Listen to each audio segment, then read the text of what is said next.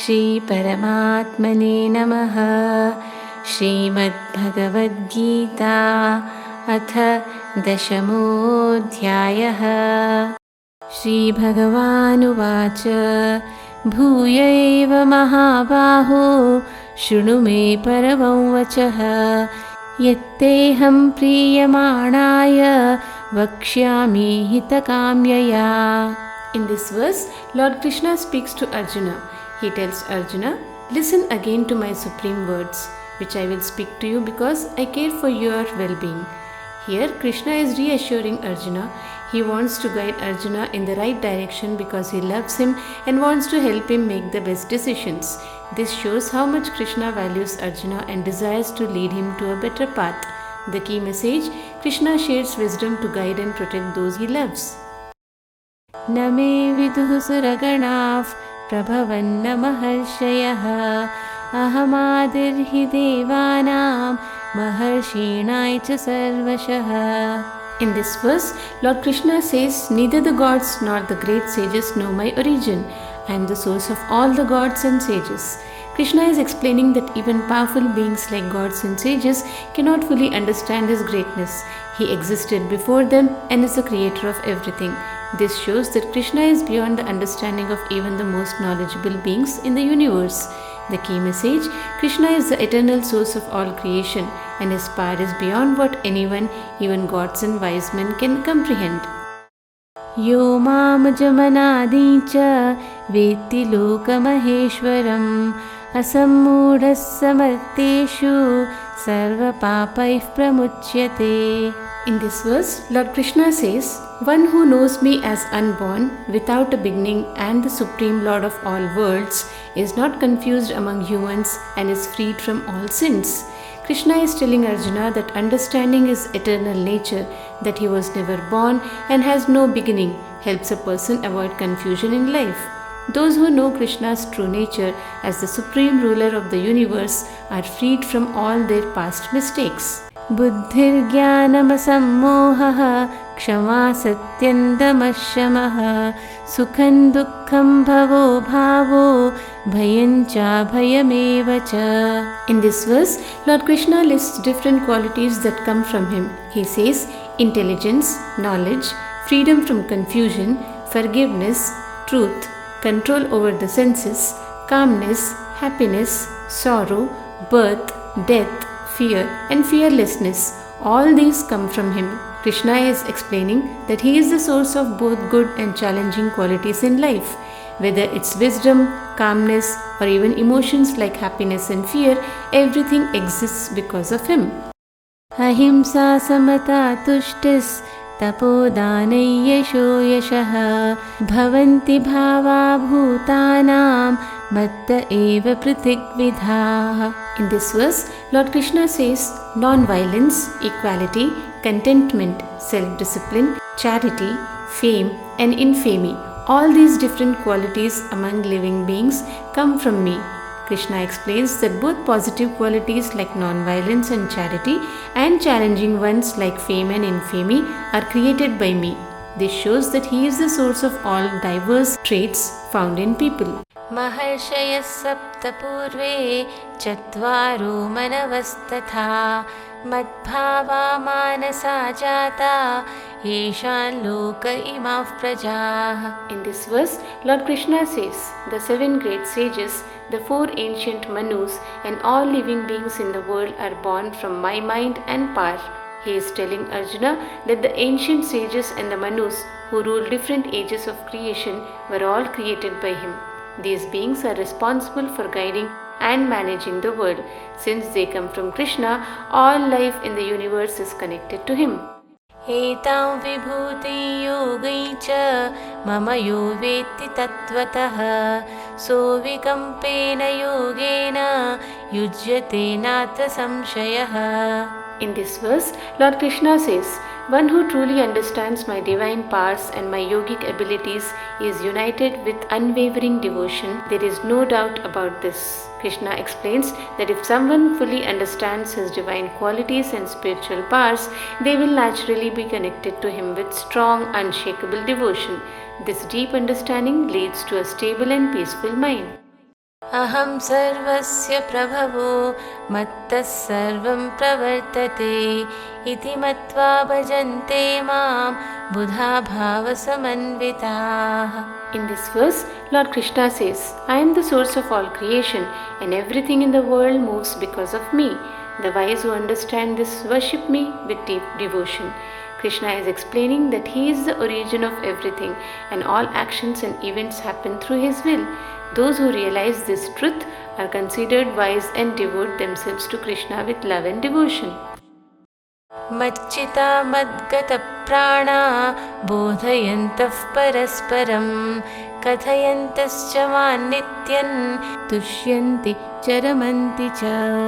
In this verse, Lord Krishna says, with their minds focused on me and their lives dedicated to me, my devotees talk to each other about me. They find joy and satisfaction in sharing my stories and teachings. Krishna explains that his true devotees keep him in their hearts and share his wisdom with each other. This brings them happiness and peace as they constantly think about and discuss Krishna's greatness. तेषां सततयुक्तानां भजतां प्रीतिपूर्वकं ददामि बुद्धियोगं तै येन मामुपयान्ति ते. In this verse, Lord Krishna says, to those who are always devoted to me and who worship me with love, I give the understanding by which they can come to me. Krishna is explaining that for his sincere and loving devotees, he provides the wisdom and guidance they need to reach him. Their constant devotion and love help them grow closer to Krishna and understand him better. तेषामेवानुकम्पार्थम् अहं ज्ञानजनन्तमः नाशयाम्यात्मभावस्थो ज्ञानदीपेन भास्वता. In this verse, Lord Krishna says, out of compassion for them, I, dwelling in their hearts, destroy the darkness of ignorance with the shining lamp of knowledge. Krishna explains that for his devoted followers, he personally removes their ignorance by giving them divine knowledge. This knowledge helps them see the truth and find the right path in life. Arjuna Uvacha Parabrahma Parandhama Pavitram Paramam Bhavan Purusham Shashvatam Divyam Adidevamajam Vibhum. In this verse, Arjuna says to Lord Krishna, you are the Supreme Divine Personality, the ultimate abode, the purest and the eternal. You are the original God, unborn and all-pervading. Arjuna is acknowledging Krishna's greatness. He recognizes that Krishna is the highest divine being, the source of all purity and eternal truth. Arjuna also understands that Krishna is the original creator who exists beyond birth and death. Ahustvām ऋषयः सर्वे देवर्षिर्नारदस्तथा असito devalo vyasas swayam chaiva pravishime. In this verse, Arjuna continues speaking to Lord Krishna. All the great sages, including Narada, Asita, Devala and Vyasa, have declared you as the supreme divine being. Now you yourself are telling me the same truth. Arjuna is saying that not only does he recognize Krishna's greatness, but so do the wisest sages of ancient times. They have all confirmed that Krishna is the supreme Lord of the universe, and now Krishna is affirming this truth personally. सर्वमेतद्रुतं मन्ये यन्मां वदसि केशव न हि ते भगवन् व्यक्तिं विदुर्देवानदानवाः. In this verse, Arjuna says to Lord Krishna, I fully accept everything you have told me as true. O Krishna, neither the gods nor the demons can understand your true nature. Arjuna expresses his complete faith in Krishna's words. He acknowledges that Krishna's divine nature is beyond the understanding of even the most powerful beings, like gods and demons. This shows Arjuna's deep trust in Krishna's wisdom and teachings. स्वयमेवात्मनात्मानौ वेत्थ त्वं पुरुषोत्तम भूतभावनभूतेश देवदेव जगत्पते. In this verse, Arjuna says to Lord Krishna, you alone know yourself by your own power. O Supreme Divine Personality, Creator of all beings, Lord of all, God of gods, and Ruler of the universe. Arjuna acknowledges that only Krishna truly knows the full extent of his divine nature. Krishna, being the creator and ruler of everything, is the only one who fully understands himself. Even the gods and sages cannot comprehend his greatness. व्यक्तुमर्हस्य शेषेण दिव्यायात्मविभूतयः याभिर्विभूतिभिर्लोकान् इमां संव्याप्य तिष्ठसि. In this verse, Arjuna asked Lord Krishna, "Please describe to me in detail your divine powers and manifestations, by which you pervade all the worlds and exist in them." Arjuna wants to understand more about Krishna's divine qualities and how he expresses his power throughout the universe. He asks Krishna to explain the different ways in which he is present in everything and everywhere. Katham vidyamaham yogins tvam sada paricintayan keshu keshu cha bhaveshu chintyosi bhagavan maya. In this verse, Arjuna asks Lord Krishna, "How can I, O Yogeshwara, always think of you? In what various forms should I meditate on you, O blessed Lord?" Arjuna wants to know how he can always keep Krishna in his thoughts. He asks Krishna to describe the different forms of manifestations through which he can meditate on Krishna and stay connected. Vistarenatmano yogam vibhutim cha janardana bhuya kathaya triptirhi shrunvato nasti me mritam. In this verse, Arjuna says to Lord Krishna, "O Janardana, please describe to me again your divine powers and glories in detail. I am never tired of hearing your nectar-like words." Arjuna expresses his eagerness to hear more about Krishna's divine qualities and powers.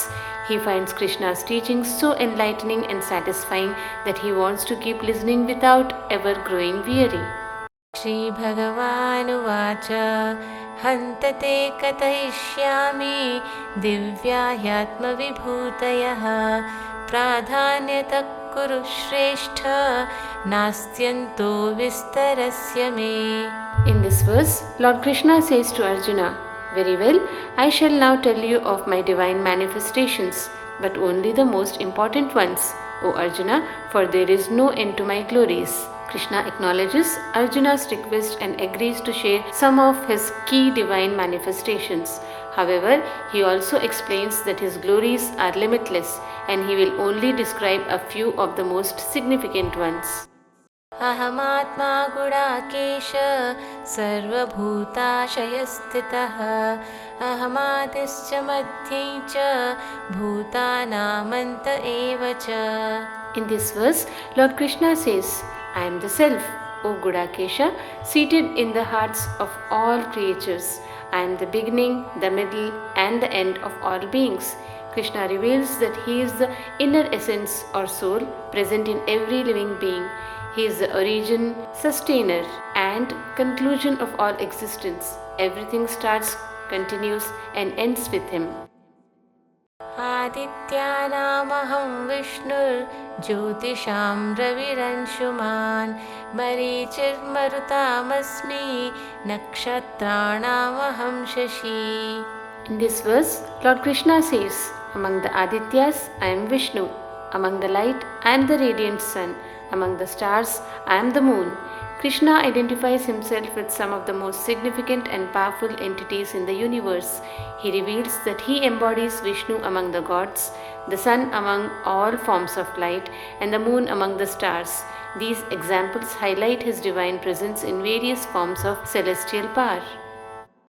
Vedanam samvedosmi devanamsmi vasavah indriyanam manaschasmi bhutamanasmi chetana. In this verse, Lord Krishna says, "I am the Vedas among the scriptures. I am the sound in the ether. I am the manliness in men." Krishna reveals his presence in various aspects of knowledge and existence. He identifies himself as the essence of the Vedas, which are the most revered scriptures in Hinduism. He also describes himself as a sound in the ether, indicating his connection to the fundamental nature of the universe and as the strength and courage found in human beings.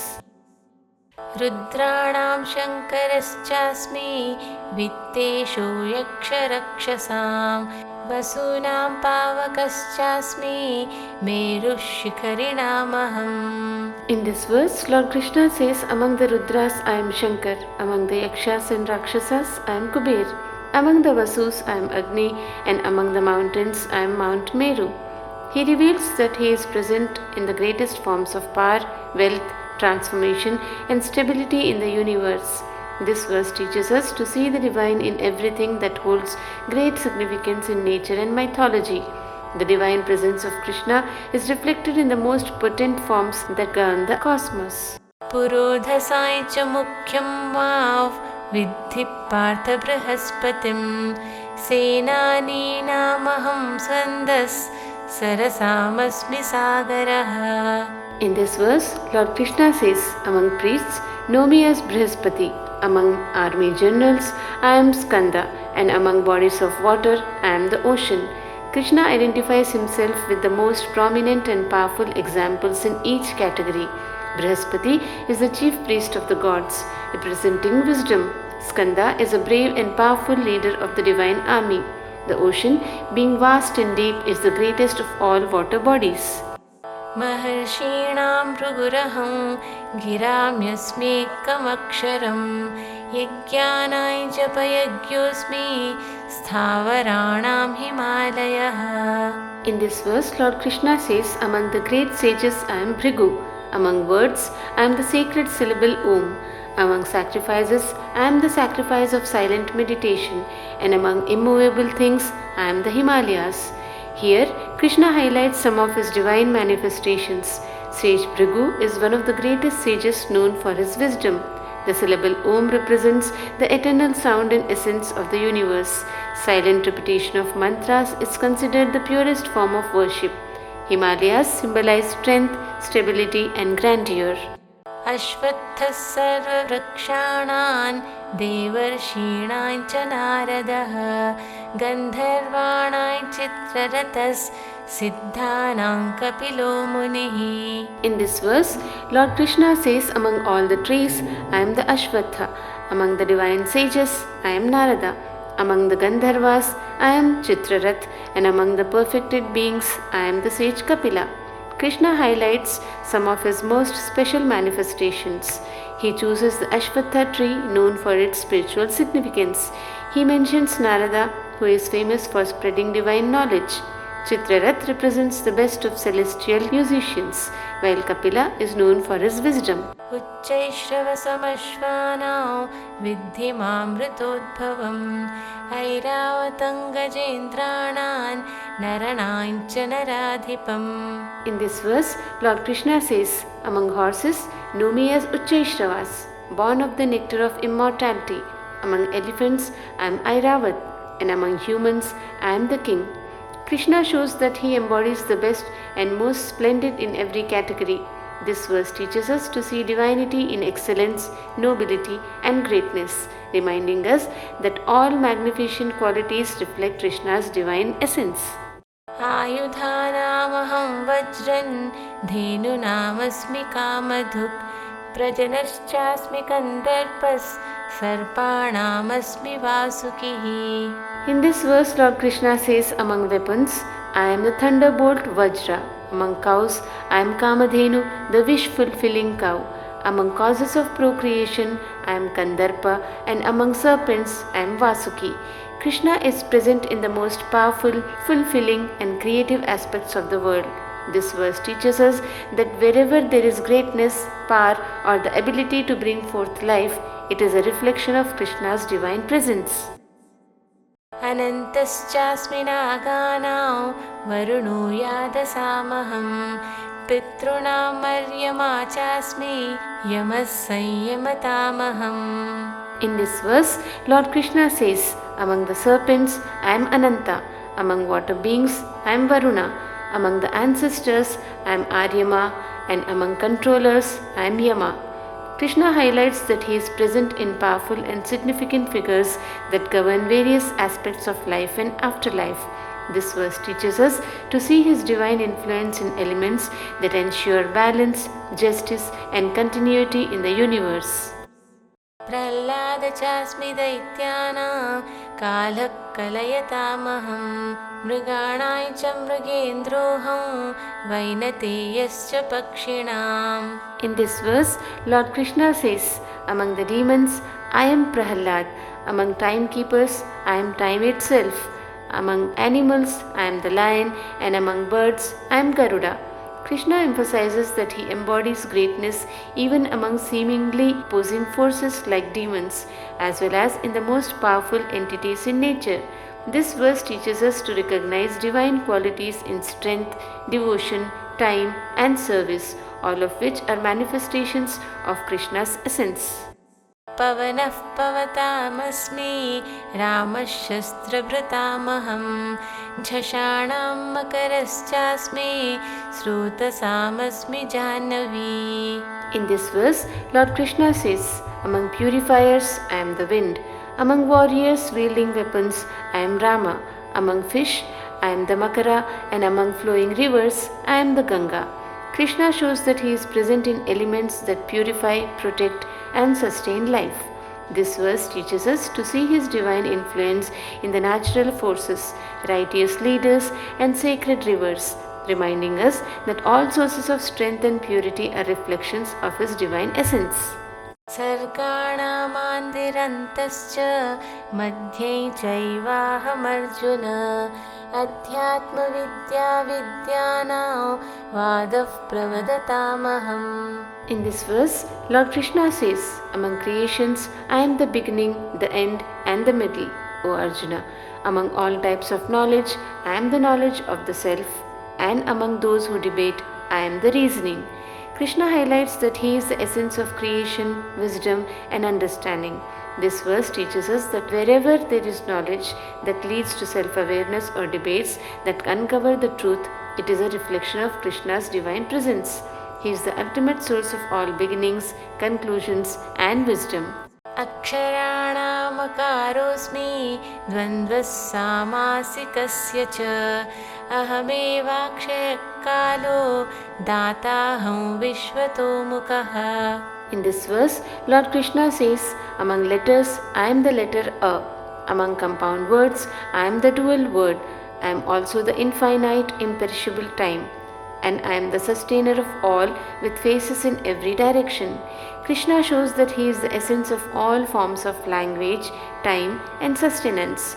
This verse teaches us that the divine is present in every beginning, in every balanced relationship, and in the eternal flow of time, symbolizing his boundless support and presence in the universe.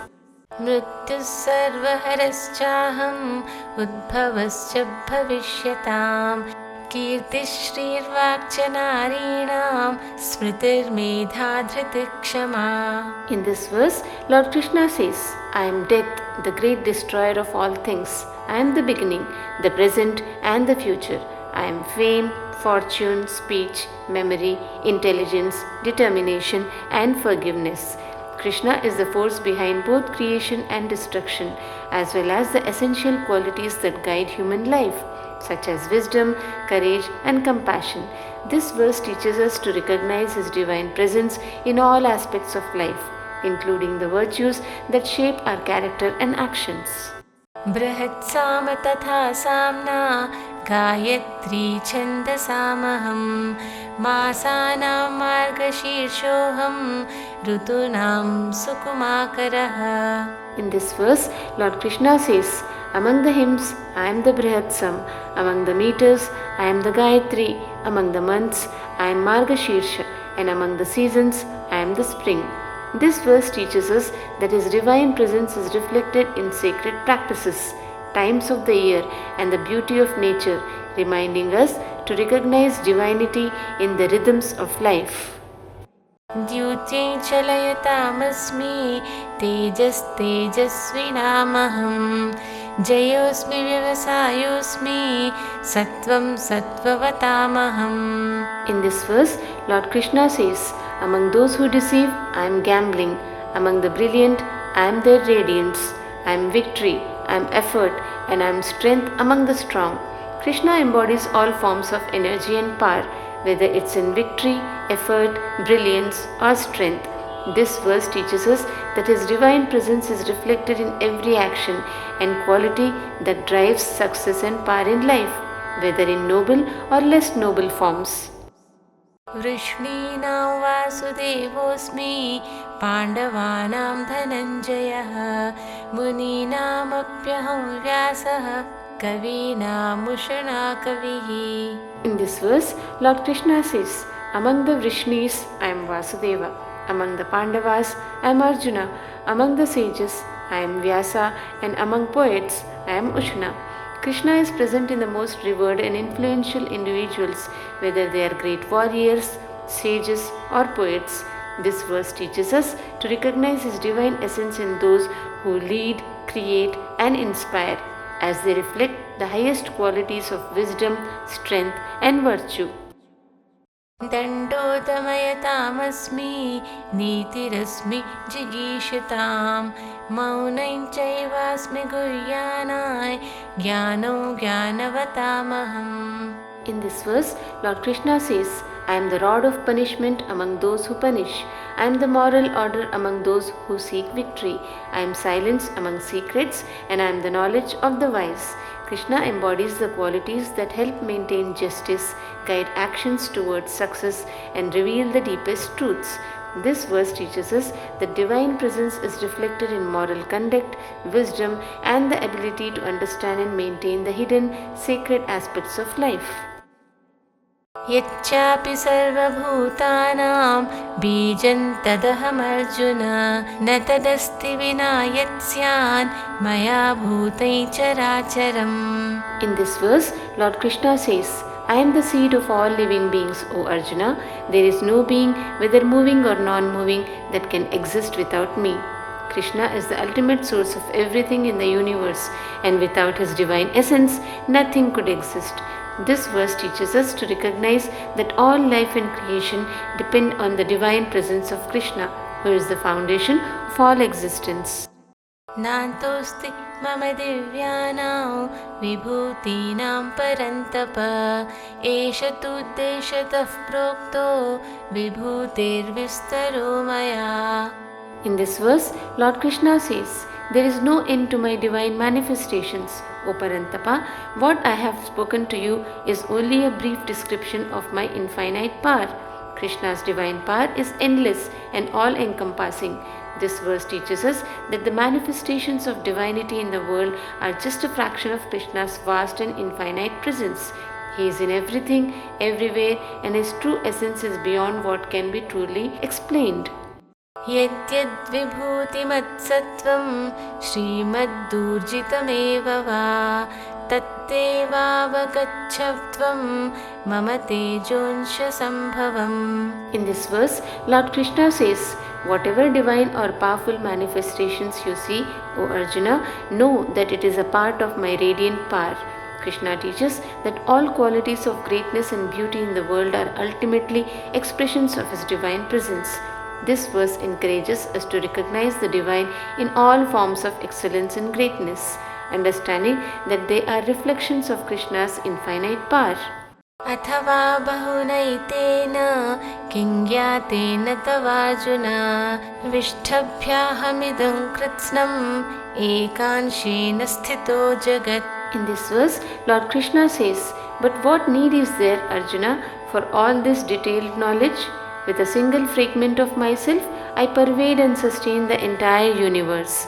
Krishna reveals the immense scale of His divine presence. He is everywhere and everything exists within His energy. This verse teaches us that Krishna's essence is the foundation of the entire universe, and all we need to understand is that He is the source of all life and creation.